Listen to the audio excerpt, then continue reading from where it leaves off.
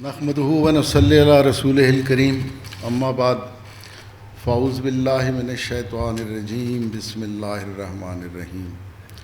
सामईन मोहतरम, हम मिन हैसुल कौम किसी प्रोफेसर ब्राउन के इंतज़ार में होते हैं कि वो आए और हमारे खित्ते की इल्मी और अदबी तारीख़ लिखे। हम किसी ग्रेट सन का इंतज़ार करते हैं कि वो आए और हमारी तहज़ीब को, हमारी सकाफ़त को और हमारी ज़बान को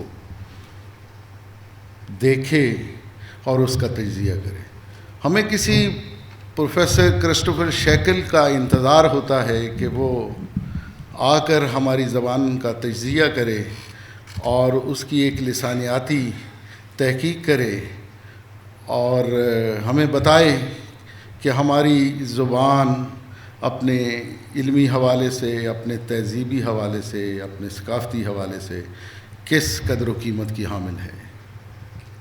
सामईन मोहतरम, हमारी खुशकिस्मती है कि लिखने को तो डॉक्टर शाहिद सदीकी साहब ने ये कॉलम लिखे हैं, लेकिन इस किताब में तहज़ीब है। इस किताब के अंदर हमारा कल्चर मौजूद है, हमारे सूफ़ीज़ मौजूद हैं, हमारे मौसम मौजूद हैं, हमारी आब व हवाएँ हैं। इसमें हमारे रंग और हमारी खुशबुएँ रक्स गुनाह हैं। इसमें वो सब कुछ है जिसे देखने के लिए पता नहीं हमारा कोई नफ्सियाती एक मसला और मामला है कि हम बाहर की तारीख़ को और बाहर के लोगों को और बाहर की ज़बानों को जानने का ज़्यादा क्रेज़ जो है वो हमारे अंदर मौजूद होता है, लेकिन हम अपने खित्ते को, हम अपने खित्ते के लोगों को, हम अपने खित्ते के कल्चर और उसकी तहज़ीब व सकाफ़त को उस तरह से उजालते नहीं हैं। हमें मौलाना रूम से बहुत मोहब्बत है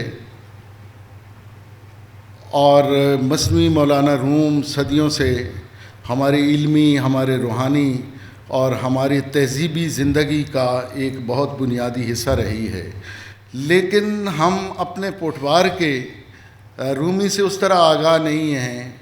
हमें मालूम नहीं है कि हमारा मियाँ मोहम्मद बख्श, हमारा सैफ़ुल मलूक का शायर, ख़ुद अपने ज़माने का एक रूमी है और उसने जो हिकायात और उसने जो फ़िरासत और दानाई और हिकमत अपनी इस किताब में भर दी है, हम उससे आगाह नहीं हैं।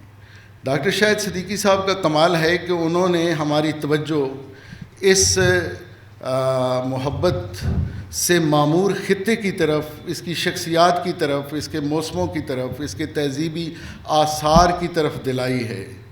शाहिद सदीकी साहब ख़ुद भी एक बहुत तहज़ीबी शख्सियत हैं। उनकी शख्सियत में एक अजीब तरह की मौनी है और जो उनसे मिलता है वो उनका हो जाता है। तो शायर ने कहा था कि जिनसे मिलकर ज़िंदगी से इश्क हो जाए वो लोग, जिनसे मिलकर ज़िंदगी से इश्क हो जाए वो लोग, आपने शायद न देखे हों मगर ऐसे भी हैं। शाहिद सदीकी उन लोगों में से हैं जिन्हें देखकर, जिनसे मिलकर, जिनकी बातें सुनकर, जिनसे मुकालमा करके एक अजीब तरह की कशिश जो है वो महसूस होती है।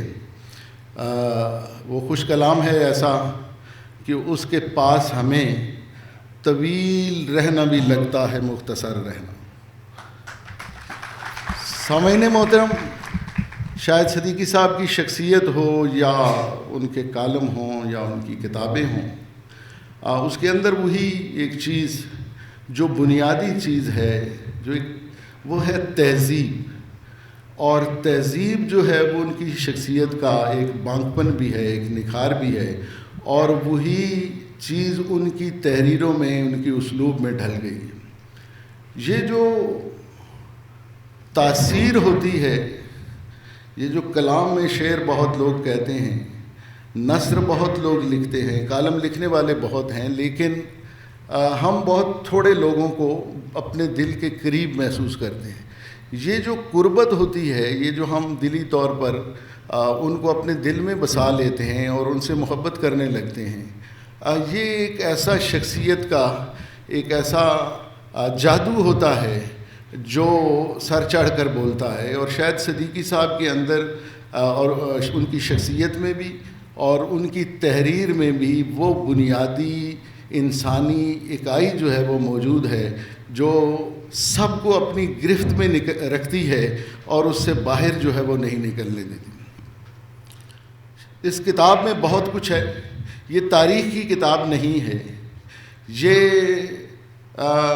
تہذیبی زندگی پر لکھی ہوئی کتاب نہیں ہے، یہ صرف کلچر پر لکھی ہوئی کتاب نہیں ہے، یہ کوئی صرف شخصیات کا تذکرہ نہیں ہے، لیکن یہ سارے رنگ اس کتاب کے اندر موجود ہیں۔ اس میں شخصیات بھی ہیں، بہت محبوب شخصیات ہیں اس کے اندر، اور بہت سارے آثار ہیں اس کے اندر، اور بہت محبوب آثار ہیں۔ اس میں بہت سارے تاریخی عمارات کا تذکرہ ہے، اور وہ تاریخی عمارات ہمارے ماضی کے ساتھ جڑی ہوئی ہیں، اور جو قوم اپنے ماضی کے ساتھ جڑی ہوتی ہے اس کا مستقبل جو ہوتا ہے وہ بہت روشن ہوتا ہے، بہت تابناک ہوتا ہے۔ اس کتاب کے اندر مختلف اصناف کی خوشبو رچی بسی ہے، اور یہ کتاب ایک ایسی کتاب ہے کہ جس میں شعر کی، یعنی یہ نثر کی کتاب ہے لیکن اس میں شعر کا وہ ذائقہ بھی موجود ہے، اور اس کے اندر نثر کے جو خوبصورت عناصر ہوتے ہیں وہ بھی موجود ہیں۔ اب میں ڈاکٹر صاحب کی اسلوب پر غور کر رہا تھا کہ بہت ادب کے ساتھ اس طرح سے، اور خاص طور پر اردو ادب کے ساتھ اس طرح سے وابستہ نہ ہونے کی وجہ سے ان کی نثر ایک صاحب طرز نثر نگار کی نثر جو ہے وہ دکھائی دے رہی ہے۔ تو کیا اسلوب اتنا شاندار ڈھالنے میں ڈاکٹر صاحب کس طرح سے کامیاب ہوئے ہیں، میں اس پر غور کر رہا تھا تو مجھے چاثر کی کینٹربری ٹیلز یاد آئیں کہ وہ ایک سرائے ہے، اور اس میں مختلف مسافر آتے ہیں جو ایک اپنے روحانی سفر پر جا رہے ہوتے ہیں، تو وہ باہم وہاں جو گفتگویں ہوتی ہیں ان کی، تو اس سے اس نے ایک رنگ اور ایک خوشبو کشید کی اور یہ کتاب لکھی۔ ڈاکٹر صاحب بھی کی طبیعت کے اندر بھی ایک وہ صوفیانہ آہنگ موجود ہے۔ وہ کبھی خانقاہ میں، کبھی کسی ڈھابے پر، کبھی کسی ہوٹل میں، کبھی کسی سرائے میں، کبھی کسی چوک اور کبھی کسی کلی کے اندر موجود ہوتے ہیں، اور وہاں ان کا کلام اور ان کا مکالمہ عوام کے ساتھ ہوتا ہے۔ اور یہ جو عوامی مشاہدہ ہے ڈاکٹر صاحب کا، جو تجربہ ہے ڈاکٹر صاحب کا، اس نے رنگ رس وہاں سے کشید کیا ہے۔ ان کے جملوں کے اندر، ان کے فکروں کے اندر جو ایک رانائی اور زیبائی موجود ہے، وہ میر نے کہا تھا کہ میرا کلام وہ پڑھے، میر تقی میر نے، جسے جامع مسجد کی سیڑھیوں پر بیٹھنے کا موقع میسر آیا ہو، اور جسے معلوم ہو کہ جامع مسجد کی سیڑھیاں کتنی ہیں، اور کہا تھا کہ شعر میرے ہیں گو خواص پسند، پر میری گفتگو عوام سے ہے۔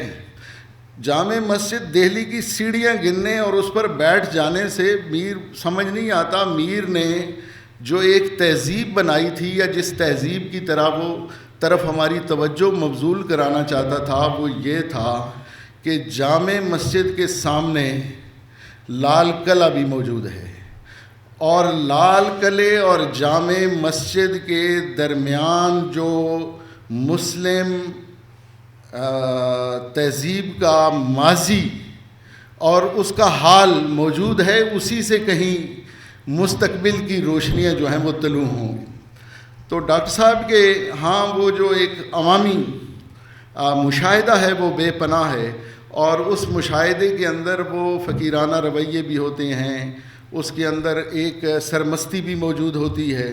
یہ ساری چیزیں مل ملا کر ایک ایسے اسلوب کی تشکیل کرتی ہیں جو پڑھنے والے کو اور سننے والے کو اپنی گرفت میں رکھتا ہے اور اس سے باہر نہیں جانے دیتا۔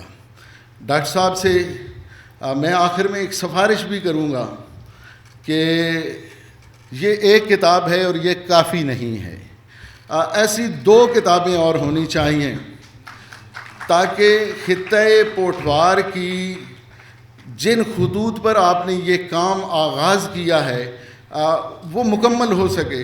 میں جب کتاب پڑھ رہا تھا اور جہاں انہوں نے شاعروں کا ذکر کیا تو میں نے کہا کہ پہلی جلد میں ایک ایسے شاعر کا ذکر ہونا چاہیے تھا جو یہاں پنڈی کے ایک گاؤں دھمیال کا رہنے والا تھا, اور اس نے صرف ایک ہی کتاب لکھی تھی, ساوے پتر, اور موہن سنگھ اس کا نام تھا. اور رب گنجل دار بجارت رب گورکھ دھندا کھولن لگیاں پیچ اس دے کافر ہو جائے بندہ, کافر ہونوں ڈر کے جیویں تے کھوجوں مول نہ کھنجی لائی لگ مومن دے کولوں کھوجی کافر چنگا.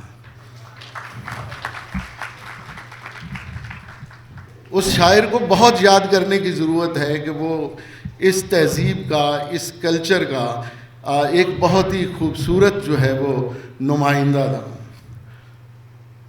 ڈاکٹر صاحب نے بہت سارے صوفیوں کا ذکر کیا, اس میں جلالی بھی ہیں اور جمالی بھی ہیں. ہمارے اس خطہ پوٹھوار کے اندر ایک خاص اسلوب ہے جس پر ضرور کالم ہونا چاہیے اور جس پر ڈاکٹر صاحب ہی لکھ سکتے ہیں. ڈاکٹر صاحب کا جو موجز نگار قلم ہے وہ اس پر رنگینیاں اور رعنائیاں جو ہے وہ پیش کر سکتا ہے. وہ ہے پوٹھوار کی اپنی ایک لے ہے, پوٹھوار کی موسیقی کا اپنا ایک رنگ ہے. وہ رنگ جو چھنگ سے چلا تھا, الف لا چمبے دی بوٹی مرشد من ویرے وچ لائی ہو, اس ہو کو ختم کر کے لفظ ہو کو جو پیچھے رہ گیا وہ پوٹھوار کا رنگ ہے کہ اس رنگ پر میاں محمد بخش نے اس آہنگ میں اپنی سیف الملوک لکھی ہے. وہی آہنگ اس کھڑے کا آہنگ ہے جو رات کو پوٹھوار کے خطے میں بیت خانی کے دوران بجایا جاتا ہے. کھڑا, بیت, یہ اس تہذیب کا, اس کلچر کا اور اس خطے کا, ہر علاقے کی اپنی ایک موسیقی ہوتی ہے, اپنے آلات ہوتے ہیں, اپنی دھنیں ہوتی ہیں. اس علاقے کی دھن سیف الملوک کی دھن ہے. اس علاقے کی لے سیف الملوک کی لے ہے, اور اس علاقے کا آہنگ اور اس علاقے کا آلہ موسیقی جو ہے وہ کھڑا ہے. اور اس کھڑے سے جو یہاں کے فنکار اپنے ردم کو, اپنے آہنگ کو منکشف کرتے ہیں, انہیں بھی یاد کرنے کی ضرورت ہے. یہ آہنگ اتنی, اس کی لے اتنی زبردست ہے کہ وہ مختلف زمانوں میں سفر کرتی رہی ہے. جو چک عبد الخالق کے سید ضمیر جعفری نے جو سیف الملوک کے کچھ حصوں کا اردو ترجمہ کیا ہے, انہوں نے میاں محمد بخش کی جو عرفانی روح ہے اس کو بھی محفوظ کیا ہے اپنے ترجمے میں. لیکن سب سے بڑا تجربہ اور سب سے بڑا کمال جو ترجمہ نگار نے کیا ہے وہ اس آہنگ کو محفوظ رکھنے کا ہے. وہ اسی لے میں ترجمہ کیا گیا ہے جو میاں محمد بخش کی لے ہے اور جو اس خاص علاقے سے متعلق ہے. ڈاکٹر صاحب نے اپنے مجاہدوں کو بھی اس میں یاد کیا, حریت پسند لوگوں کو بھی یاد کیا.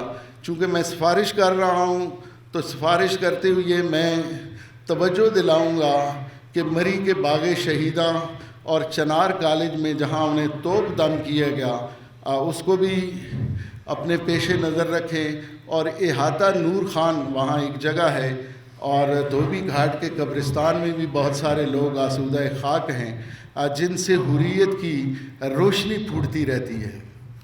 انہوں نے بابا فضل کلیامی کا ذکر کیا. اب انہیں باغاں اور بری امام کے بزرگوں کا اور فقیروں کا ذکر بھی کرنا چاہیے. اور ان کے ساتھ ساتھ آج سکھ متراں دی ودھیری ہے, کیوں دلڑی اداس گھنیری ہے, لون لون وچ شوق چنگیری ہے, اج نینا لائیاں کیوں چھڑیاں, کتھے میر علی کتھے تیری ثنا, گستاخ اکھیں کتھے جاڑیاں.